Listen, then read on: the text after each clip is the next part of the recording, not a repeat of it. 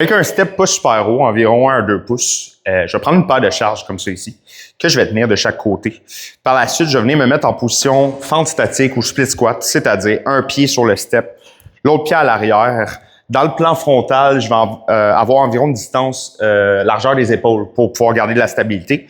Puis dans le plan de profil, la distance devrait me permettre de venir vraiment m'appuyer puis porter mon centre de masse sur la jambe qui est à l'avant.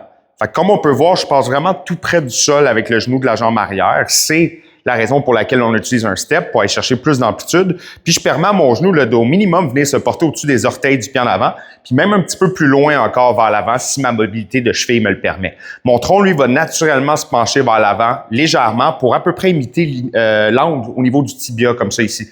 Donc on ne veut pas exagérer non plus l'angle au tronc vers l'avant, puis vraiment s'assurer qu'on fait tout le mouvement grâce à la poussée de la jambe qui est sur le step. Donc, je m'appuie sur cette jambe-là, puis pour me redresser, je pousse ma jambe dans le sol